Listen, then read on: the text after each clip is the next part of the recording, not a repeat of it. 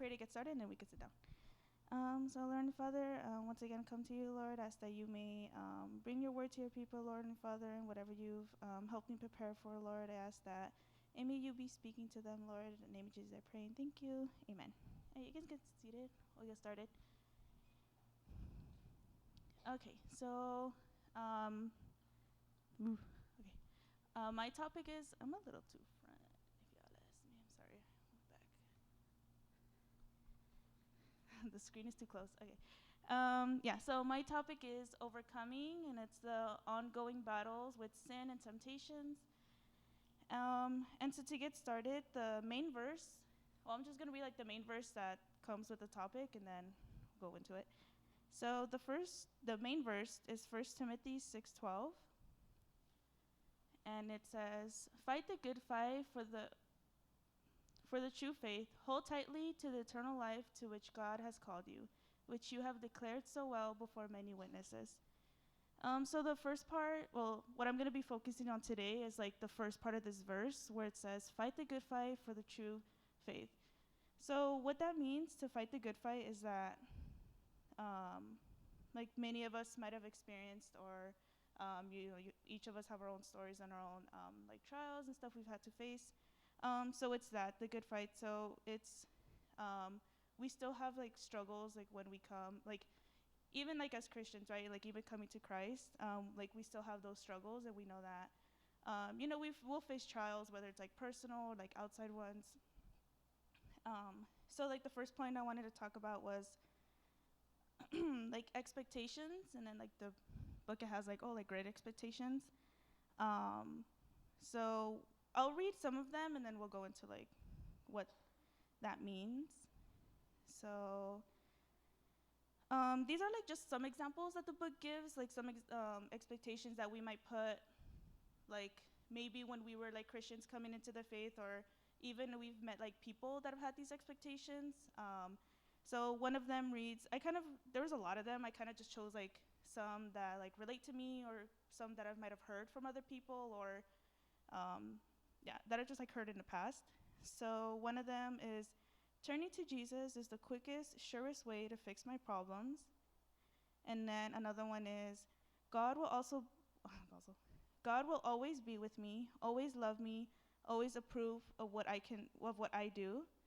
So with that one, it sounds like it could like 100% be true, and it could be, right? Like, I mean, God does love us, and he's always there with us, but that doesn't he approves of everything that we do, right? Because like we're saying, like the topic here is like sin and temptation, right? So sometimes like we might fall in temptation, right? We might commit a sin. So it's not that he doesn't love us anymore. It's just that he won't like approve of like every single thing we do, right? Because we fall short. Like we're human, and then we live in this world, so like we still have those struggles.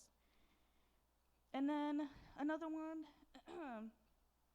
that I thought was interesting was, "There are certain sins that I will never commit." And then the other one is, "I can mature in my faith in this life to the point that I will no longer be tempted by certain sins." And then the next one is the one that I'm kind of going to be focusing on today, about like those struggles and trials. The last example is, "I can be wholeheartedly devoted to Christ and be liked and admired and accepted by everyone." So that's the part that like, I mean, looking at the audience, I feel like a lot of us know that like, as followers of Christ, we won't always be liked. And we know that, right? Like we see that now too, that like we might hear like a conversation, or like we know that when like COVID started, the church was like persecuted, right? They wanted to close all of it down, but they made exceptions for like other places, right? Except for the one place that's like actually really important. So we see that, right? And then whether we see it in the news or we see it at school, right? Like they took church out of the school, right? So like we're surrounded by it. So then one of these things is like having like these expectations could be like dangerous, right? Because then like coming into like Christianity, or like just even being like a member in the church, right? If you have expectations like this, we're like, "Oh, I'm gonna be liked by everybody because I'm favored by God," or like, he's with me all the time. or I'm never going to be like tempted, right? So they could be dangerous to have like these expectations, because when something goes wrong, or when you do encounter somebody that does like doesn't like you, right, because you're a Christian, then it's like, oh, like what happened, right? Like in my head, like I was supposed to be liked, I was supposed to be favored, everything was supposed to go like perfectly in my life now that I accepted Christ. But that's not the case, right? Because like in the Bible it mentions too like the struggles, and then I'll go through those verses in like in a bit. So one of the things is like just like becoming disappointed, right, when things don't go exactly how we want it to be. So then this goes hand in hand with like not have these expectations, or like not build those up in our head. It's important to like know the word, and then also to go to a church that preaches the word, right? So like how I said that I'll bring in the verses right now about like the struggles, and how like the Bible doesn't say we're never going to struggle. It says quite the opposite.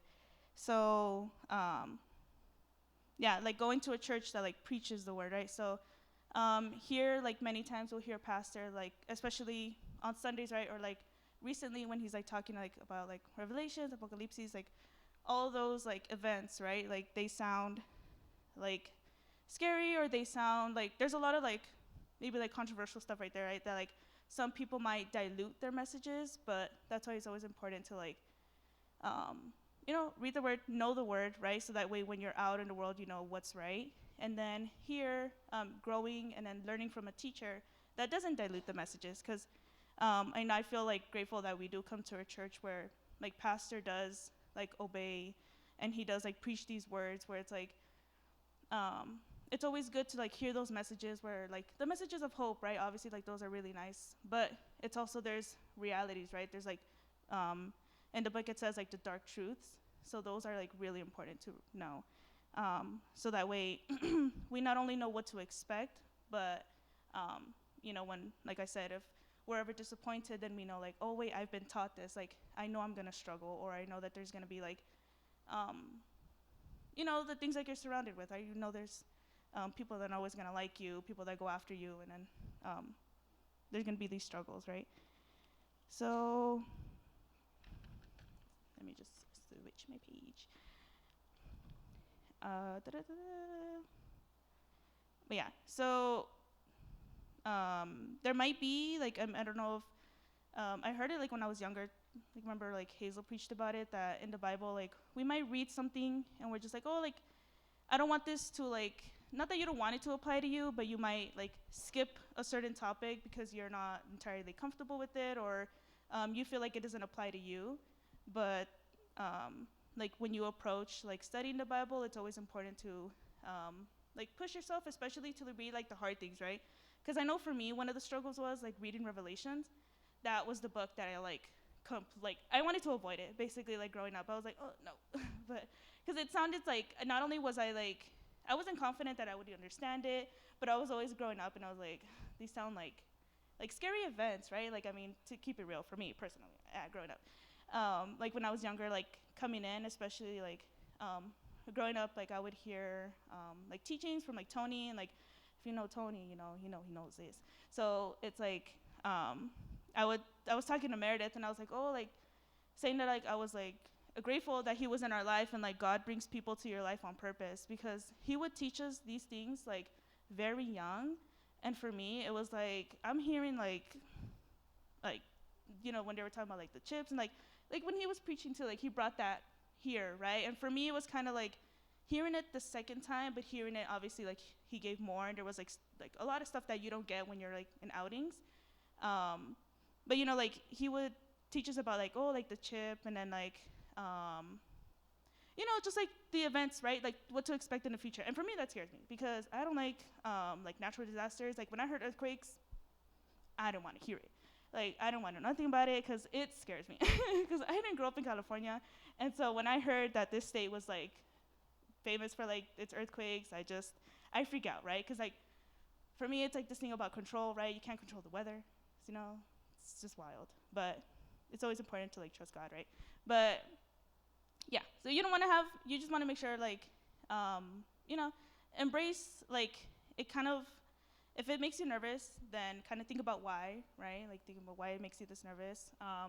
But yeah, I would say it's important to, read the Bible, and when you do, I encourage you guys to, like, look at those topics and then study them, and then it'll always make you feel better because at the end of everything, there's always, like, that hope, right? So when I heard about, like, the earthquakes and all these events, like, at the end of it, I know that I'm not going to be here. Like, we're not going to be here for, like, the 7-year tribulation, right? Like, we have that confidence and, like, that confidence, right, in our salvation. So there's always that hope in the end, and I like how Pastor always, like, he talks about, like, he reads, like, off of Revelation, and he, like, teaches it, but then he also showed us, like, hey, like, we're in this walk with Christ, like, he's got us, he's taking care of us. And so then that brings me to, like the realities of Christianity. So that's my next point. So one of the things that I liked what the book said was, what's the reality of the spiritual life of following Jesus? And it says, when we read the scripture, we often spin it by forcing the Bible to say things it doesn't say, or ignoring its clear but dark truths. So like I said, it's like not wanting to ignore them, right? Or maybe, interpreting something differently because you don't want it to mean a certain thing, right? But it's, studying it and reading it in its, like, true form. So then going back to, like, the struggles. So we know that we will, like I said, struggle, whether it be, like, your own personal sins, or if it's, like, stuff, like, outside stuff that we can't control, right? Like, it be in school, work, family, friends, all that stuff, right, happens. So if we can go to Romans 5, verses 3 and 4. So it says, I'm crazy. It says, we can rejoice too when we run into problems and trials, for we know that they help us develop endurance, and endurance develops strength of character. Our character strengthens our confident hope of salvation. So the part that I wanted to, like, pinpoint or, like, emphasize, if we can go back to 3 real quick. Verse 3. It says when. So we can rejoice too when we run into problems. It doesn't say if we run into problems, it says when, right? So we know it's gonna happen. And the Bible here says, and it basically confirms, right? Like, God knows that we're gonna struggle, and, like, he knows that there's gonna be, like, things that come at us from the world, like, problems, right? Like how it says, problems and trials, right? Like, he knows this stuff is gonna happen, so it says when. Like, he's letting us know when it's gonna happen, and because it will. And so, like, every word in the Bible is, like, very intentional, because if it said if, then, like, the word if, it's like, oh, like, if I get the job, right? It's, like, uncertain. So it's like, if I say when I get the job, then I'm speaking, like, in faith. I'm like, not in faith, not that we're speaking of problems in faith, but you know what I mean, right? Like, it shuts off that uncertainty. So it says when we run into problems, so we know that we will. And so then, if we could also go, I'll read James and then I'll go back. So if we can go to James 1:2 real quick. I think a lot of us know this one. This one used to, not that it used to be, not that it's not anymore, because I don't like verses anymore, but it's just, it's one of my favorite verses. So it's, dear brothers and sisters, when troubles of any kind come your way, consider it an opportunity for great joy. So once again, it says when, right? So when troubles of any kind come your way. So they will. It's just a matter of, like, what are we going to do when that happens? Or what can result from it, basically. So if we can go back to Romans 5:3. And then here it says, consider it an opportunity, right? So an opportunity for what? So here it says, for we know that they help us develop endurance. So they will help us. Not only will, like, God doesn't, like, waste anything, right? So, like, he will use the attacks of the enemy, right, to, like, help us, like, build our character and, like, help strengthen our faith. And then I want to say there's another verse that talks about that too, but I can't remember, and I didn't read it. But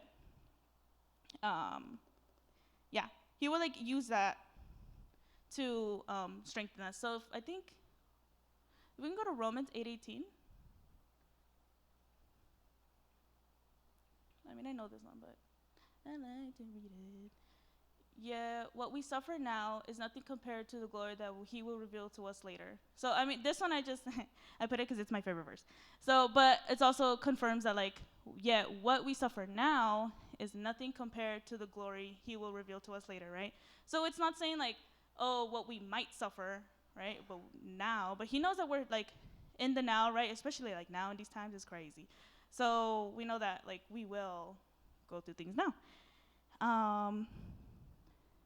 So yeah, so then, like how I mentioned that he would use like the enemy's attacks to like build our character, that leads me to like my next point, that like as Christians um, and like followers of Christ, we have like targets on our back. So not only like how I mentioned before that we're like the church was persecuted before, but well, it's basically that, right? Like as followers, we would go through these problems. So if we can go to Ephesians 6:12.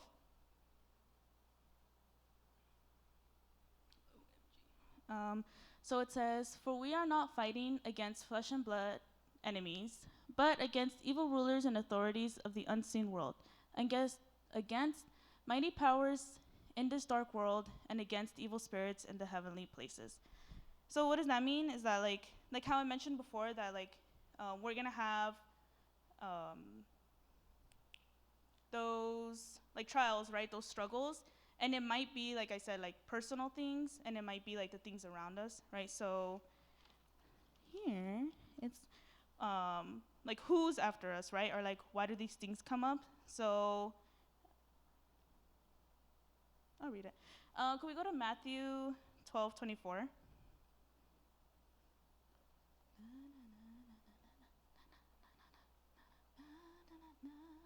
Yeah. So I'm just using this one, so I'll read it first. "But when the Pharisees heard about the miracles, they said, 'No wonder he can cast out demons. He gets his power from Satan, the prince of demons.'" So just for this, it's like, it's not that like, what am I saying? So the goal here is like the enemy wants us to tear us away from Christ, right? So like to bring us back to like, or bring us to like a world of like a lifestyle of sin, right? Living through the flesh and not through the spirit. So he wants to tear us away from that. So what it is that here I'm saying is that the Bible does mention like demons, right? And we know that like, well, no, right? Can let's see. But Satan right here, like confirming like demons and Satan, right? So we know that we could read about it like all through the Bible, right? But for some people, like what the danger is with this is that they might not believe that like demons are real, right? Or like that realm is real, that we fight these things, or like they might oppress us, right? So like spiritual oppression like is real, and it is like something that you will face, right? So I read a book and it mentioned, I'll read it right now. But yeah, the danger of this is like some people don't believe that it's real, right? Or don't believe that this is an issue or a problem that they might have or might face. So the problem with that is that like we see, or not see, not that we watch them, but we know that movies are like out, right? Where they like exaggerate like demons or like Satan, or like we know like Satan gets like drawn in like cartoony ways and all that stuff. So like it might not seem like serious, right? So like the way that the world might portray him, it's like, oh, like yeah, these things exist, or like if especially if they're like in movies or shows, you're like, oh, this is all production, right? It's all Hollywood, it's all fake, but it's real. And then some people, that's the danger of it, and then that's what like Satan likes, right? Like that he knows that there's people out there that are and I mean he's in that like creating these things, or like to like not show the seriousness of it, so that way people don't take it serious and don't realize that it's true that we could face these and like have spiritual oppression. So yeah, so then the book, one of the books that we read like for our discipleship, like for the board, it was like Truly Free by Robert Morris. And like one of the things that I like that he said, and the reason that I mention all of this is because he says, "But we will never get free if we don't know we're in bondage in the first place. We need to know the problem of evil spirit influence is very real." So the reason I mention it, and that like want to like show you guys that like, oh, it does mention it in the Bible and that it is real, is because if we ourselves don't acknowledge that these things are real, then how do we know that the sin that we keep falling back on it like over and over again, and you just feel like you can't shake it, is because it might be this, right? And it might not be this. Like, it's just like little struggles, right? Like I said, like struggles, trials, and sin and temptation. So it's like this whole thing, right? So right now I'm just want to go before that. But what I mean is that, like, let's say your issue is like bitterness, anger, or like lust, right? So that could be like spiritual oppression. But one of the things that I read was like, one of the like struggles that we might face is like a small thing like hunger, right? So that's like, it's like outside, right? So it's like anger, right? Like you're just like angry all the time, and it just keeps going back and back and back, and you just feel like you can't like break away from this, and it's like acknowledging this in the first place. And then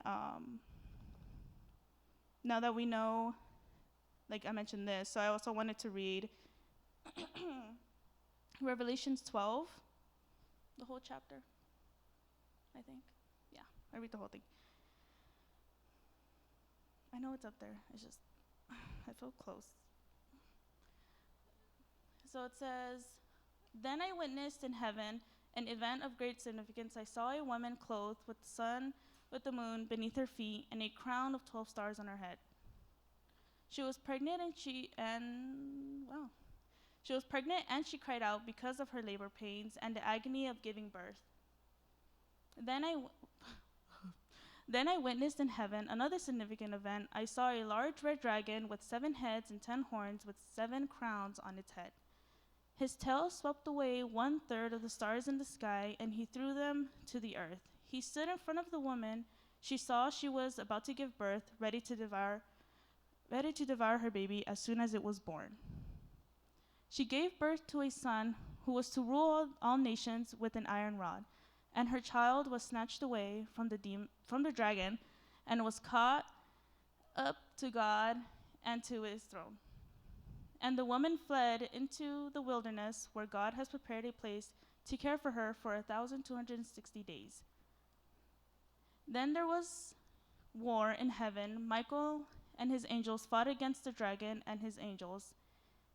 And the dragon lost the battle, and he and his angels were forced out of heaven. This great dragon, the ancient serpent called the devil or Satan, the one deceiving the whole world, was thrown down to the earth with all his angels.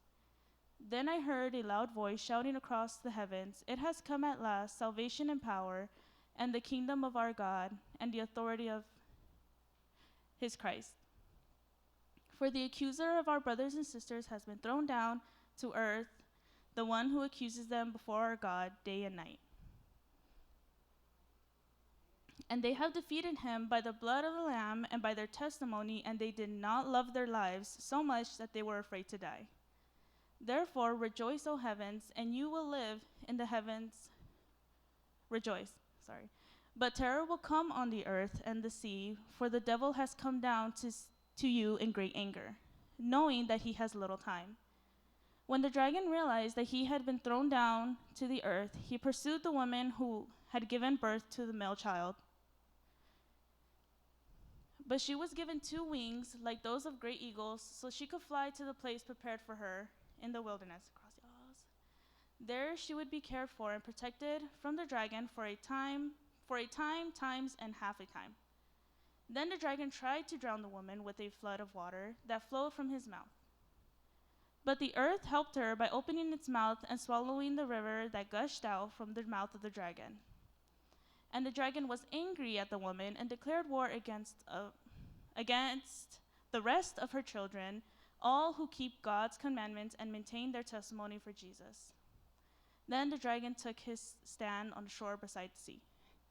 So that was a lot. I probably should have stopped. But let me see. Let's go. Okay. No, I was gonna go somewhere else and connect it, but I won't do that. So here, what it says here. If we can go back to verse 17 real quick. So how it says before, right, that, sorry. I had it, and then I lost it. I know what I'm going to say. I just need to look at the verse. Sorry. Man. Okay. I don't want to go back up here and here.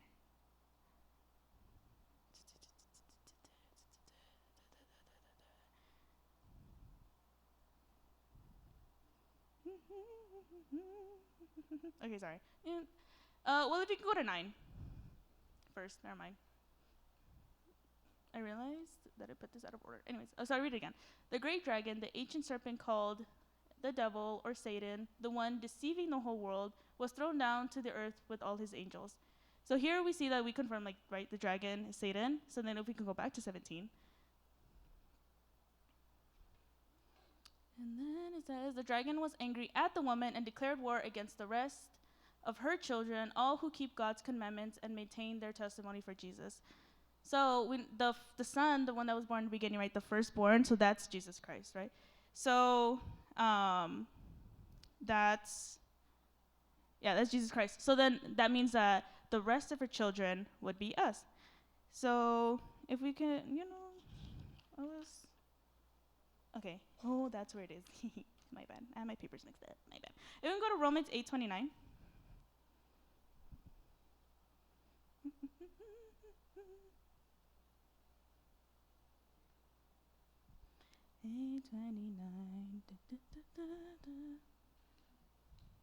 Okay, so just going back to that thing. So then, firstborn, in the beginning of the verses, Jesus Christ, and then us, but the rest of the descendants, right?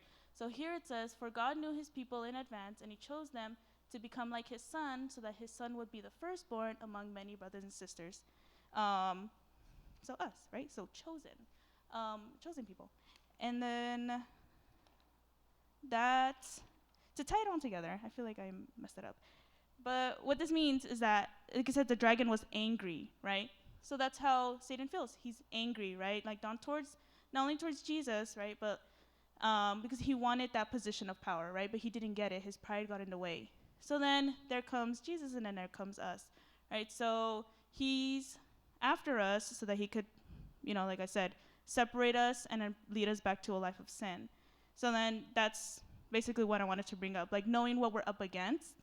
Like it says, we can go back to Revelation, sorry. It's like not necessarily being like fearful of Satan. Like what I want to emphasize is just knowing, like I said, like what we're up against in all of this. Like it says, the great dragon, the ancient serpent, right? So I feel like the word like great, like how it says, like Satan has a certain amount of power, right? Like he's obviously like limited, like Christ has limited him. So like we could see that example like in Job, right? So we know that we could be oppressed, and that we know that he's our enemy, and that he will do the most to try to get us away from Christ, right?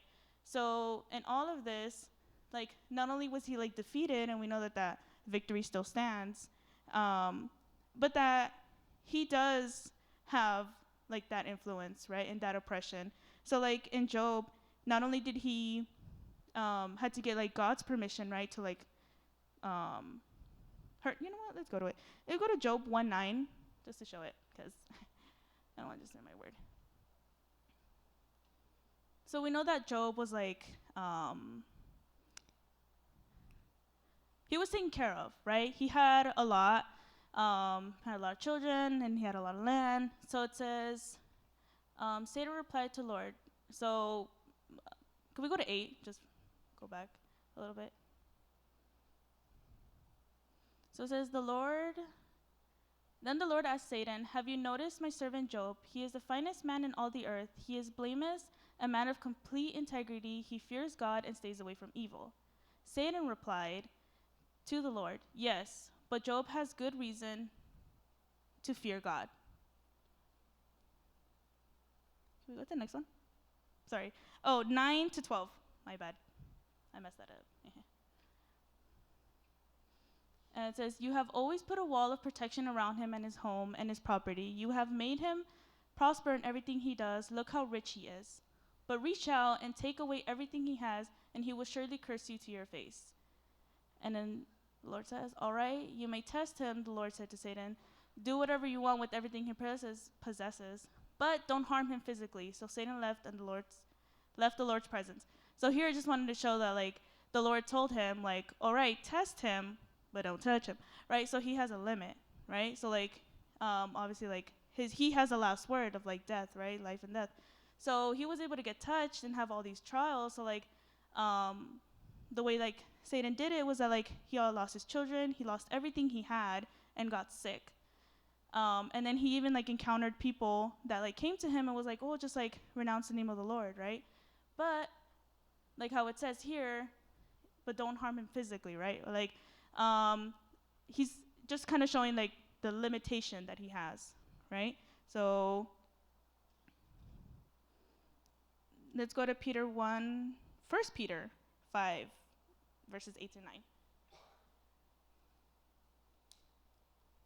So then here's this, so to bring it all in, now we know what we're up against, right? We know that those, that, like how it says in Ephesians, that we're not up against just flesh and blood enemies, but against evil rulers and authorities of the unseen world. So now that we know that we're up against, right, or like we ourselves can like assess like, you know, what it is that you're going, like what's sins and temptations. And we'll kind of talk more about that later. Just right now I wanted to talk about like why this happens, right, or like what it is that we're up against. So in 1 Peter 5:8 it says, it'll be 8 through 9, by the way. It says, stay alert, watch out for your great enemy, the devil. He prowls around like a roaring lion, looking for someone to devour. Stand firm against him and be strong in your faith. Remember that your family of believers all over the world is going through the same kind of suffering that you are. So, I had it here. Anyways, sorry. So if we go back to 8, so how it says, he prowls like a roaring lion looking for someone to devour. So who is he going to look for? He's going to look for somebody that's weakened, right? So like a lion won't look for somebody that's like strong and he has like no chance against, right? He's going to look for somebody that's weakened and somebody that's distracted especially, right? So that could apply to us. We could be distracted and we could be like weak in our faith, right? So if we're not strong in our faith, then we're more vulnerable to like these oppressions, right? Or these temptations, and then these like falling short again, right? So especially if we're distracted as well. So like the world like throws like all these things to distract us. So then that's what he looks for, right? The ones that turn their head. And so then, so he, you know, like we resemble Jesus. So like we're made like from his image, right? Like not only that, and so then that like shows like the importance of us, right? Like we're made from his image and we resemble him. And like the closer we get in our faith, the closer we become to him, and then the more we'll be like him. We won't like be perfect, right? We'll never reach that perfection down here, but we'll try our best to not, you know, to like know what we fall short of, or like we have the Holy Spirit, right? We'll be alert. He'll be guiding us. So you know that's why like we have like these things against us. But at the end of it, we know that like Christ is with us in all of it, right? Like how it says in James, right? Like he will use those in James and Romans. He will use those to develop our character. And then in James, like it says, consider it a great joy, right? So it's kind of hard to consider those trials a great joy, especially when you're going through it, because all you see is the ugly. But at the end of it, it's like, who's taking care of us? And then how much, not necessarily thinking how much worse it could be, right? But always knowing that he is with us and by our side. So, you know, knowing what we're up against will help us get freed from whatever chains you have, right? Whatever sins and temptations you're locked up to, or whatever you feel like you can't shake.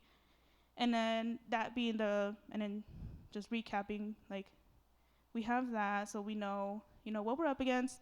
And then the reality of the Christian walk is, you know, being aware that we will have future struggles, right? Like we might not have anything that we're going through now, right? Or like how I said, like an expectation could be like, oh, I could never do that as a sin, right?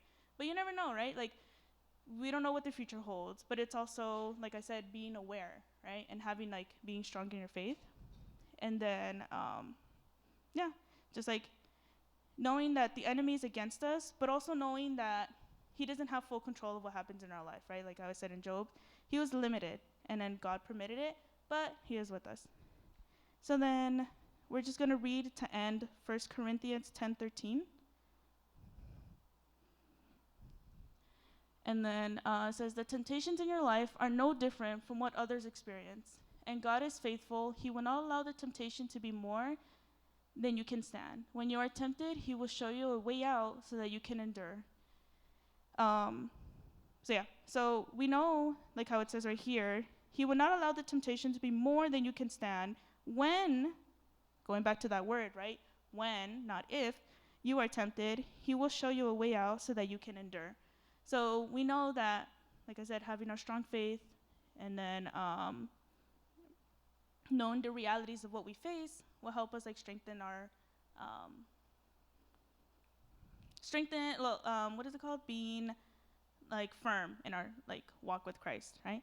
And so then next week I will kind of dig more into like, you know, the temptations that we would face, but also I'm gonna speak later in the weeks. Also, like at the end, he will show you ways out so that you can endure, right? What are some ways that we can endure those temptations, those sins, now knowing that we will face them? And thank you.